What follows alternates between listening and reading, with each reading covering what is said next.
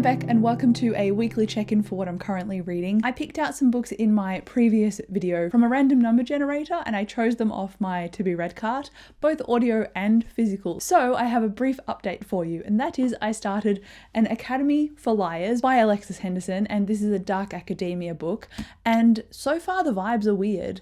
But I think it's an intentional weird. So it follows Lennon, and she seems to be in a relationship that she got into when she was a bit young, a bit naive, and she's now just 20, 21, maybe she's a bit older than that, but she talks about getting into a relationship with this guy who's a few years older than her. He's got a lot of money and privilege. He's got a lot of friends around him that also have money and privilege. So there is a particular kind of image that goes with that privilege, and therefore she is engaged to him, but she does not want to go out to the engagement party at their house, which is at a ranch, and it's beautiful, but she doesn't want to be any part of it. So while she's getting ready and, looking in the mirror and putting her makeup on, the mirror is twofold. So there's one in front of her and there's one behind, presumably so she can do her hair. However, that makes a lot of reflections within the mirror. So there's different versions of her. And at one point, one of the versions of her in the mirror starts to approach her, which is so skin crawling and uncanny. The amount of times at night I've looked into the mirror and then just not looked because I didn't want anything like that to happen to me. It's such like a hair-raising thing. Anyway, this mirror version of her comes up to her and gives her a hug and then kisses her on the shoulder, and she could feel the wetness from it. So something weird is happening, and she exits the room. She thinks that a potential psychotic episode is oncoming because she's got really strong anxiety. She had really terrible panic attacks. She's been hospitalized. She's gone on medications, and she thinks a relapse might be coming of some kind. But while that is in the back of her mind, she's at this engagement party. She doesn't want to be there. She realizes that this girl, Sophia, and her current partner, that she's getting married to, him and this girl have been having an affair. And so she discovers this affair in a very emotionally removed way. It's not like she's reacting in the moment. And she gets in a car, she steals the fiance's car, and she just starts driving. And she is intending to take a whole bunch of pills and therefore end her life. And before she can do this, she walks past a phone booth and the phone starts ringing. And for some reason, she doesn't know why, she answers it.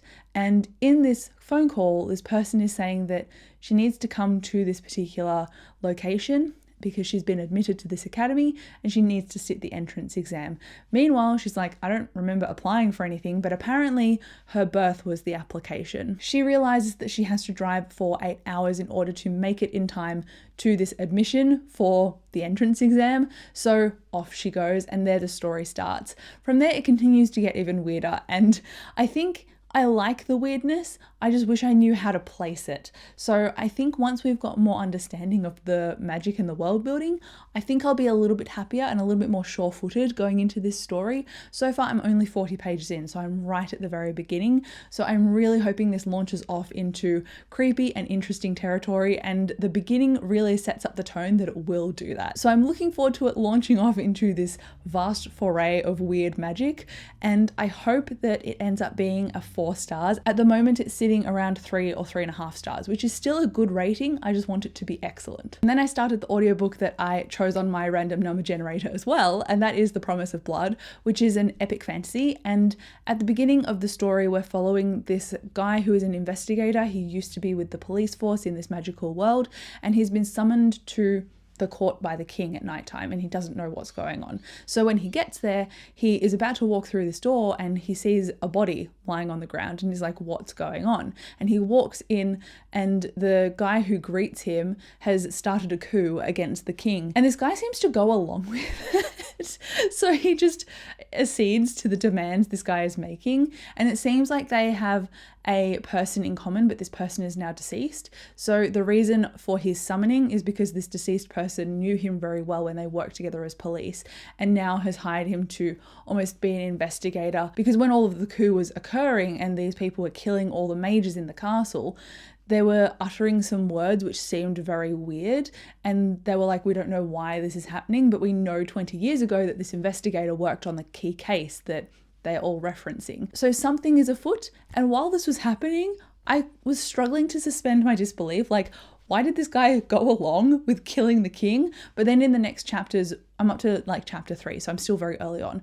In the next few chapters, we go over other characters and we get multiple perspectives, and we realize that this coup has been a long developing process from a bunch of rebels who realized that the king is just going into further and further debt, and he's causing trouble for all of his citizens. He's a very gluttonous king in the sense that he's just catering for himself and not for his people. So they're like, if we cut the head off the viper, so to speak, then we can service the people again. So they're killing him to save the city effectively. So it's less rising up for power and more rising up for the people. And I was like, oh, okay, that is an interesting angle that I can get behind, because it is like a Robin Hood but with murder. But then this fantasy author did something that I'm like, why would you do that to me?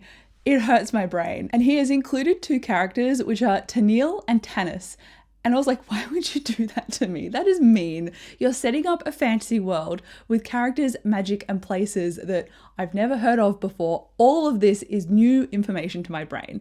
And yet you name 2 characters who are related with the same letter and the same kind of vocal format to their name. That's just mean, in my opinion. It's a personal pet peeve. It's a petty pet peeve when it comes to fantasy, but it's still one that makes me go, why? The magic system in this one seems promising though, because we've only had brief glimpses of it so far, and it seems like a mage, so they're called powder mages because they can basically snort gunpowder and then redirect that power into a force of some kind. So you see an attempt at the king's life in the 2nd chapter or so, and a powder mage redirects the force of a gun. So there are guns in this world, but they're not as advanced as modern day. And so with that gun, you get gunpowder, they can snort the gunpowder, they can redirect the force. So they can basically redirect and bend bullets, which sounds awesome. It's like a more new age fantasy, and I am intrigued by this magic system. So even though I'm a little bit confused as to how it started and what's going on and why,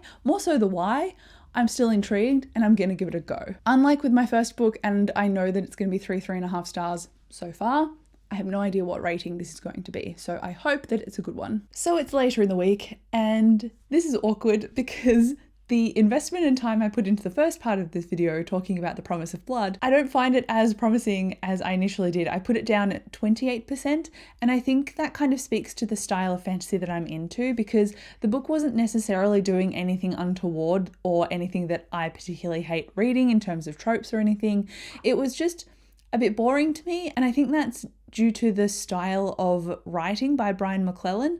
His tone is very informative, and while there were characters doing things, there was like 4 or 5 different characters, and they weren't differentiated enough for me to feel emotionally attached to them or invested in what they were particularly doing. So the characters just kind of felt like they were there, and I think this would have worked much better for me with the style of writing if it just followed one character, but I just didn't care for it. And so I was thinking, oh, maybe I should just, continue it, finish it, because I've got a train commute to work anyway. Like, I'll just listen to it during my day. And I was talking to a friend about it, and she said, well, you're not enjoying it though. And I thought, no, she's right, I should put it down. And that's what informed my decision to DNF, because last year I continued through books that I wasn't really loving, and I wasted a whole bunch of time. So I'm not going to do that again in 2025, and this is me beginning that steadfast decision. I did, however, actually pick up a book that I mentioned maybe last week, and that is Part of Your World. Now, I was waiting to start a reading vlog while I was reading this one because of some made up rules in my head. I was like, if I pick a book during my monthly to be read video via the random number generator that I use on my phone to choose a book, then I have to do a reading vlog about it. And that's just because I wanted to do more reading vlogs this year than I have last year, and I need to be a little bit more strategic about how I do them, for how long and when. So that didn't quite gel. So I thought, why am I waiting? This is an audiobook that's only 10 hours long, and I think I will like it because it's following characters that are not 20 years old. And I'm so grateful for this beautiful breath of fresh air, because the main character's in her late 30s and she's just gotten out of a relationship which is quite abusive, and now she's gone through this small town after a funeral of some family member, and her car broke down and this guy helped her. They formed this connection because it was the only town that had a diner open at a particular hour that she needed it to be in order to eat. And after that connection, they ended up having a one-night stand, and she's like, I never do this. And so now it forms you know, their budding romance and relationship. And he's in his late 20s, like 28, 29 years old. She's in her late 30s. And she brought up their age gap at the very beginning. And he was like, I've got no issue with that. But I also don't see any kind of character flaw in that being an issue in the book that gets dramatized. What is really more of a focus are their backgrounds. So he is, I guess, this mayor of the small town, and because it's got such a small population and it's fairly removed, he takes on a lot of personal responsibility, and all of the town members look after each other. So because it's got that nice close knitness to it, she comes from this background that's almost polar opposite, so she's really not used to that community. So she's from a family of doctors that are really renowned, and there is always a legacy of one of these doctors working at this particular hospital. And at the beginning of the book, there is this news that her brother is no longer going to be working there. She has to be the sole Montgomery that's looking after this hospital. However, her ex is a surgeon and he also works there. So she's exposed to having to talk to him every single day, and they still co-own their house, but she's the one living there. And so she's trying to get over this relationship where he was quite verbally and emotionally abusive to her, but then everyone in their community loves him. And so she's trying to get past that, and then she sees the closeness and the genuineness of Daniel in this small town. And so I think it's about those two opposites attracting, and I think he's going to mellow her out, but at the moment she just sees how starkly different he is compared to everyone that she knows. And not that she doesn't accept him, but she's worried how people will judge or view him. So I'm looking forward to seeing how that development of class comes into things. And already she's a doctor, and it's been said that the small town doesn't have a doctor on hand. So I'm like, naturally she's going to move there and become their doctor. But I just want to see how that happens. So I'm really enjoying the journey. I actually got to the end of my train trip the other day at work, and I had to pause the audiobook, and I got sad because I had to stop reading. So that is a really good sign. So it's either 4 stars, depending on how it continues. It might be a 5-star romance. Who knows? I'm hoping for a good time. And then physically, I'm still reading this one, and it still remains weird. Granted, I've only managed to read about 10 more pages, but she is now at Drayton Academy, which is that dark academia school, and the magic that she's got is a mind manipulation magic. Either way, I'm enjoying the premise, even though it is weird, but I think it's a tasteful weird in that it's supposed to be like a suspending of disbelief situation, and the characters are all morally grey because it's dark academia. So I'm liking my read of it so far. I just haven't been able to sit down and read it because I've been too busy, which seems to be a rolling theme in my life. I want to just sit down on my couch and read, okay? I just want to do it, but I just never seem to be able to. But therein lies the books that I've got on my radar that I'm currently reading right now. I haven't had anything come up on Libby that felt quite pressing to me. Actually, a lot of my Libby loans are not really, you know, sparking joy right now. February's not been amazing so far, so I'm hoping at some point that I can finish this book and then dive into a reread of an author that I love, and that is the 3rd book in the Farseer trilogy, although this is 800 pages, and I've been thinking about it for 2 weeks now, so I feel like I'm ready to read it. I'm just intimidated at the length because I know that as soon as I start reading this, like I said, I don't get an opportunity to sit down a lot, so a lot of my updates will be audiobook focused, and I also don't have a lot of audiobooks that are really exciting me right now. So it's a bit of a weird time, and I don't usually get a reading slump in February, so I don't know what's going on.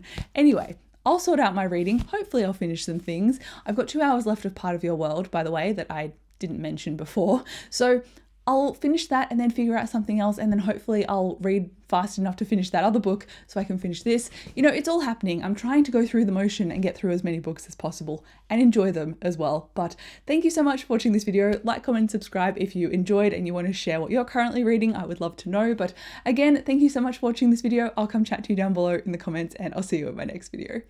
Bye.